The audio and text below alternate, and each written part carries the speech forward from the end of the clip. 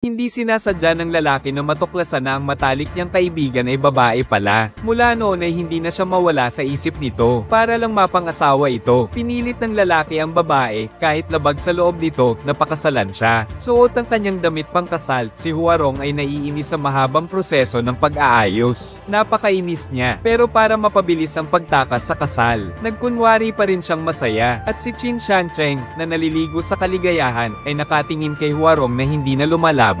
Akala niya'y nadala na siya ng kanyang sinseridad, at kusang loob na sumama sa kanya sa pag-iisang dibdib. Ngunit hindi niya alam na ang pagiging maamo ni Huarong ay pagkukunwari lamang at naghahanap ng pagkakataon para makatakas sa kasal. Ang dalawa ay ipinasok na sa silid tulugan sa gitna ng pagpapala ng mga tao. Si Huarong ay walang gana at napipilitang sumama. Iniisip niya ang mga proseso ng kasal at paulit-ulit na sinasabi sa sarili na lahat ng ito ay peke. Sinadyang itinapon ng pulang seda na simbolo ng pag-aanak ng maraming anak. Matalino rin ang matchmaker. Agad na pinakain niya si Huarong ng isang hilaw na dumpling. Buntis ba? Syempre buntis.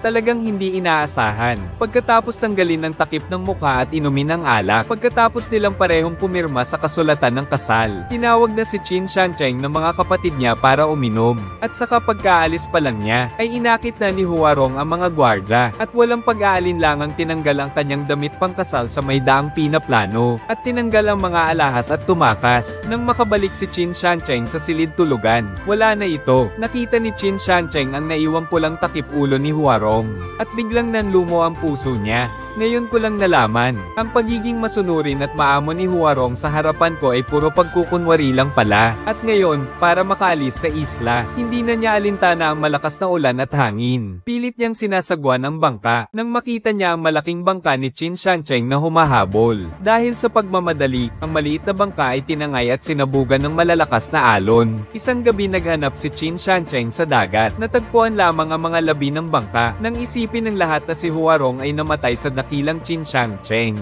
At araw-araw ay nalululong sa alak dahil sa hindi pagtanggap. Nagising na si Huarong. Noon niya nalaman na siya ay nailigtas ng isang lalaking minsan na niyang nakasalamuha, si Ginoo Jin. Si Huarong, na nakamit na ang kalayaan, ay naging isang mandirigma muli para iligtas si Xiao Wei ng Tianxianlo. Nahanap ang kasulatan ng pagbebenta kay Xiao Wei. Pinasapanganib ni Huarong ang sarili kasama ang 2 tauhan niya. Ipinagmukha ang sarili bilang isang matandang lalaki. Dumating sa Tianxianlo, nagkunwaring may dalang anak na babae na ibebenta. Nakita ni Mama Hua na ang pangit ng itsura ng dalawa at walang talento. Agad silang tinanggihan. Ganito na lang kaya, para naman sa husay ninyo sa sining ng pagtugtog, paglalaro ng chess, pagsusulat, at pagpipinta, libre ko na ang isa.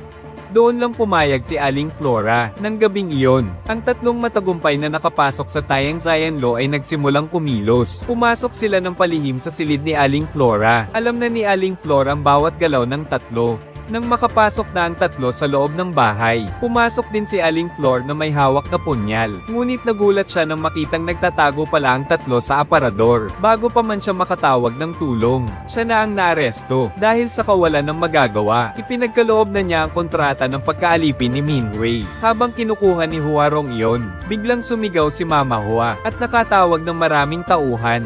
Nang wala nang mataguan si Huarong, bigla niyang nakasalubong si Qin Shancheng na kanyang hinahanap. Hindi inakala ni Huarong na pagtakas niya lang sa isla, ganito kabilis siyang nakasunod.